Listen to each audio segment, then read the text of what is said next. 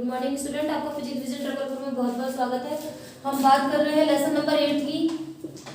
Lesson number 8 क्या है? Lesson number 8 है आपका चुंबकत्व से रिलेटेड लेसन है। इसके अंदर आप पढ़ोगे चुंबकीय नियम और गाउस का नियम। ठीक है, इस चैप्टर के अंदर आप जो भी पढ़ोगे वो कहाँ से रिलेटेड होगा? चुंबक से संबंधित होगा। ठीक है, तो सबसे पहले आपको बता देते हैं कि चुंबक कितने प्रकार का होता है। चुंबक कितने प्रकार का होता है? 2 प्रकार का होता है। पहला होता है कृत्रिम चुंबक,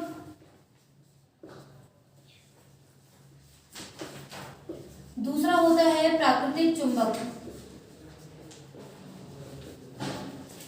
प्राकृतिक चुंबक जैसा कि आप जानते हो लोह खदानों से प्राप्त होता है, हेमेटाइट मैग्नेटाइट के फॉर्म में प्राप्त होता है।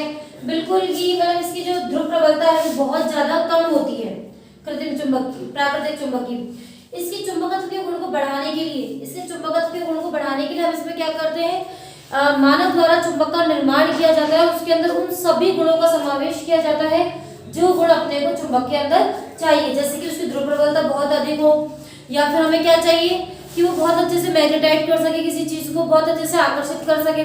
ठीक है, तो ये सब किसके अंदर आ जाएगा? कृत्रिम चुंबक। तो कृत्रिम चुंबक कौन से हो गए? जो कि मानव निर्मित होते हैं। तो मानव निर्मित चुंबकों को हम क्या कहते हैं? कृत्रिम चुंबक कहते हैं। ठीक है, नोट कर लीजिए इसको, पहले इसको नोट कीजिए।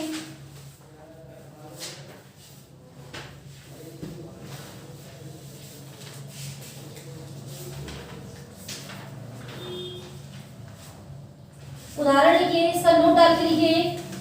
उदाहरण लिखो, मैग्नेटाइट एक प्राकृतिक चुंबक है। मैग्नेटाइट एक प्राकृतिक चुंबक है।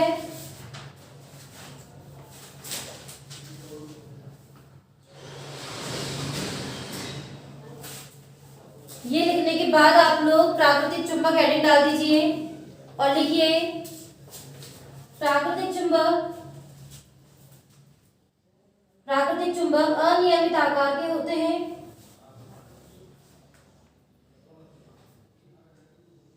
तथा इनका चुंबकीय गुण भी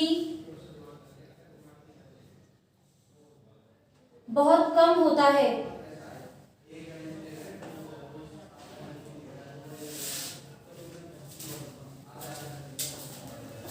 फिर आप हेडिंग डाल दीजिए कृत्रिम चुंबक। हेडिंग डाल दीजिए कृत्रिम चुंबक। अब देखिए बेटा, कृत्रिम चुंबक के अंदर यदि हम देखेंगे तो ये जो कृत्रिम चुंबक है ये भी 2 प्रकार का होता है। पहला होता है स्थायी चुंबक और दूसरा होता है अस्थायी चुंबक। स्थायी चुंबक की खासियत क्या है कि स्थायी चुंबक बहुत दीर्घकालिक समय तक वो कैसा रहता है? चुंबकत्व के गुण को बरकरार करके रखता है। जबकि हम अस्थायी चुंबक की बात करें तो अस्थायी चुंबक क्या होता है? बहुत क्षण भर के लिए, घंटे 2 घंटे सप्ताह, बस इतना ही लंबा ये रह सकता है। ठीक है, तो ये तो जिंदगी रह सकता है और ये बहुत कम समय के लिए रहता है। तो समझ रहे होंगे आप लोग प्राकृतिक और कृत्रिम चुंबक को। वैसे कुछ पार्ट इसका जो है हटा दिया गया है बोर्ड एग्जामिनेशन से। ठीक है, तो जो पार्ट हटा दिया गया है उसकी हम बिल्कुल चर्चा नहीं करेंगे यहाँ पे। चुंबक का एक गुण बता देती हूँ। चुंबक का एक गुण होता है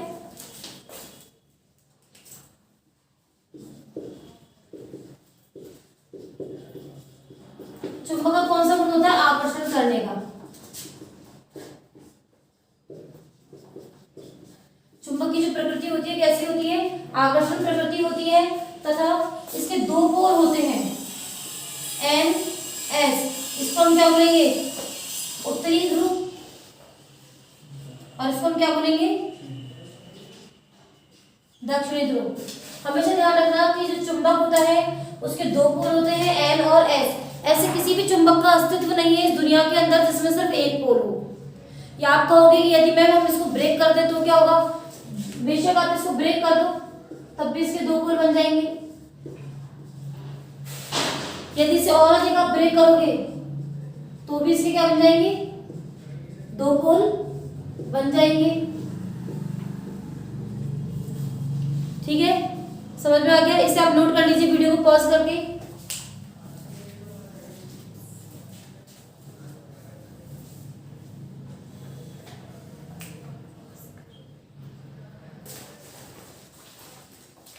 ठीक है, ये आपने नोट कर लिया है। यदि आपको स्पीड फास्ट लगे तो इसमें भैया आपको थोड़ा सा सहयोग देना पड़ेगा, आपको वीडियो को पॉज करके इसको उतारना पड़ेगा, इतना टाइम नहीं दे सकते आपको। अभी हम बात करते हैं कुछ टॉपिक्स को छोड़कर उदासीन बिंदु, जो टॉपिक गवर्नमेंट ने हटा दिए उन्हें हम नहीं करेंगे। उदासीन बिंदु किसे कहते हैं? Neutral point. आप इसे कैसे डिफाइन कर सकते हो कि न्यूट्रल पॉइंट क्या होता है? न्यूट्रल पॉइंट एक ऐसा पॉइंट होता है जहां पर कोई भी चुंबकीय बल रेखा उपस्थित नहीं होती है। जब कोई चुंबकीय बल रेखा उपस्थित ही नहीं होगी तो वहां पर कोई इफेक्ट आएगा ही नहीं चुंबकत्व का, और जब कोई चुंबकत्व का इफेक्ट आएगा नहीं इन द सेंस कि वहां चुंबकीय क्षेत्र उपस्थित नहीं है। अब ये कैसे हो सकता है? इसकी तीन कंडीशन हो सकती है। पहला क्या हो सकता है कि ये इस टाइप से रखा हुआ आपका चुंबक। दूसरा क्या हो सकता है कि आपका चुंबक इस टाइप से रखा हो, ठीक है, मतलब एक बार एस ध्रुव ऊपर एस ध्रुव नीचे, सेकंड टाइम एस ध्रुव ऊपर और एन ध्रुव नीचे, और थर्ड टाइम के लिए यदि मैं मान लूं तो इसको हमने एकदम हॉरिजॉन्टल में रख दिया है, सिर्फ आपको एक ही ध्रुव दिख रहा है, मतलब पहले ऐसे फिर इसको ऐसे रखा और अब इसको ऐसे रख रहे हैं, या तो इस पोल पे रख दो या इस पोल पे रख दो, बात एक ही है, ठीक है।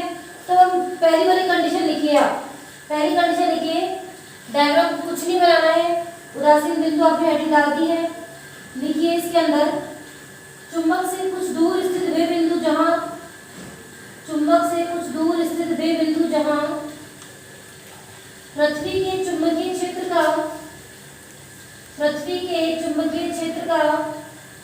क्षैतिज घटक चुंबक के चुंबकीय क्षेत्र के बराबर और विपरीत दिशा में होता है, वहां परिणामी क्षेत्र का मान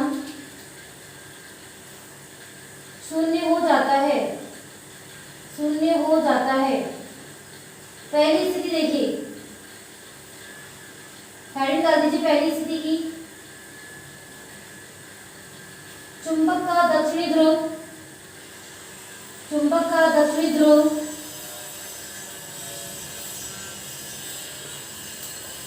भौगोलिक उत्तर की ओर है।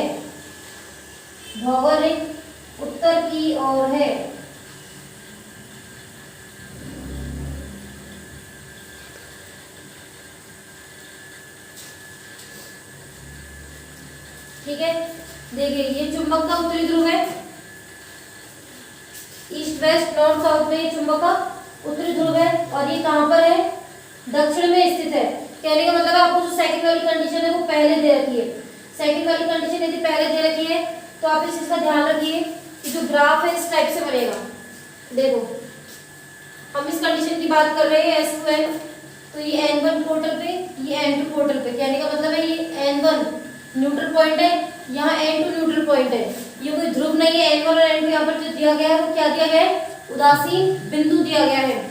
अब आप जानते हैं चुंबकीय ध्रुव किधर से किधर होता है दिशाएं? N2 S, N2 कैसे होती है? S। तो देखो ये इस टाइप से जा रही है और ये इस टाइप से होके पास कर जाएंगी इसको। तो इस कंडीशन में आपको जो ध्रुव प्राप्त हो रहे हैं वो दो ध्रुव कहाँ प्राप्त हो रहे हैं? उदासीन बिंदु पे N और N, ये वाले ध्रुव प्राप्त हो रहे हैं। क्या कब हो रहा है? कि जब इसका जो उत्तरी ध्रुव है, पृथ्वी के दक्षिणी ध्रुव की ओर हो, पृथ्वी के दक्षिणी ध्रुव की ओर हो। सेकंड लिखिए, सेकंड कंडीशन हो जाएगी। सेकंड कंडीशन में क्या हो रहा है? सेकंड कंडीशन में ये हो रहा है कि ये जो S पॉइंट है इस पर कहां पर स्थित होगा? N पॉइंट पर। दक्षिणी ध्रुव किधर स्थित होगा? उत्तरी ध्रुव पर। ये तो आपका चुंबक का उत्तरी और दक्षिणी है। चुंबक का ये वाला कौन सा है? उत्तरी। ये कौन सा है? दक्षिणी। ठीक है, लेकिन जो ये है ये पृथ्वी के उत्तरी ध्रुव की ओर हो। कैसे हो? उत्तरी ध्रुव की ओर हो। तो कहां से कहां जा रही है? N2S जा रही है, तो ये तो देखो कहीं से ले रहा है,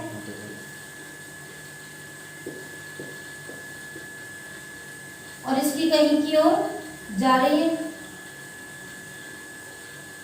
N2S।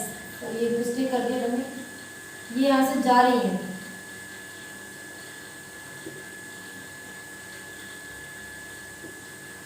और S की ओर क्या हो रही है, ये आ रही है। इस कंडीशन में जो न्यूट्रल पॉइंट प्राप्त होंगे वो आपको यहाँ पे प्राप्त होंगे। ठीक है, अब समझ गए। यदि N ध्रुव नीचे हो, S ध्रुव के पास हो, तो ऐसे लूप बना के जाएगी और जो आपको ध्रुव प्राप्त होंगे, मतलब उदासीन बिंदु प्राप्त होंगे, वो N1 और N2 इधर प्राप्त होंगे। लेकिन यदि ये डायग्राम को उल्टा कर दे, S को नीचे ले आए, तो क्या हो जाएगा, ये आपको इस टाइप से दो न्यूट्रल पॉइंट यहाँ प्राप्त होंगे।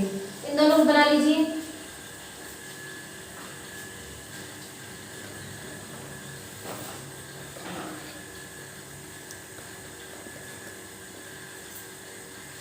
अब थर्ड कंडीशन में क्या होगा कि चुंबक को ऊर्ध्वाधर रखने पर, थर्ड कंडीशन क्या है, चुंबक को ऊर्ध्वाधर रखने पर, देखो इसके लिए बता देते हैं आपको। चुंबक को ऊर्ध्वाधर रख रहे हो तो ऊर्ध्वाधर या तो N पॉइंट आएगा या क्या आ जाएगा, S पॉइंट आ जाएगा, या तो N पॉइंट आएगा या फिर S पॉइंट आएगा। तो इसको कैसे डिफाइन करेंगे हम, जब N और S आ रहे हैं तो N का काम क्या है, N का काम है लेना, S का काम क्या है, देना, गलत बोल दिया। N का काम क्या है, देना, और S का काम है लेना, क्योंकि जो बल रेखाएं N2 S की ओर जाती है। तो N2S के लिए देखिए कैसे बनेगा डायग्राम।